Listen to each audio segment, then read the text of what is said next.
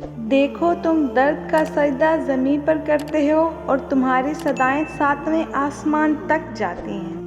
جو سجدوں میں روتا ہے اسے تقدیر پر رونا نہیں پڑتا۔ وہ امتحان جتنا سخت لیتا ہے اتنا ہی قریب ہوتا ہے تاکہ تم سمجھ جاؤ تمہارا اپنا کون ہے۔ دوسروں کے درد مٹانے والے بن جاؤ، اللہ تعالیٰ تمہارے ہر درد مٹا دے گا۔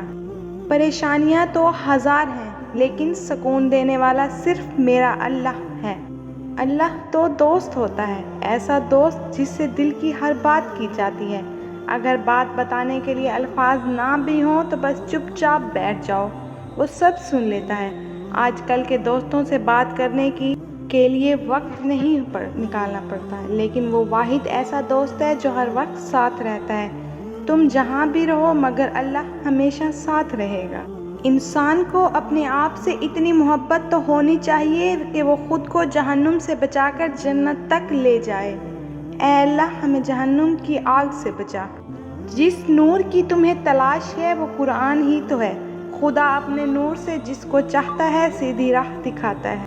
قرآن پاک بار بار کہتا ہے نا امید نہ ہو، کمزور نہ پڑو، غمگین نہ ہو، بے شک اللہ ہر چیز پر قادر ہے۔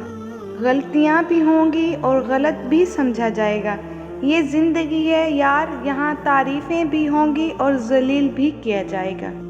باپ کی غریبی میں اور ماں کے پہناوے میں کبھی شرم مت کرنا۔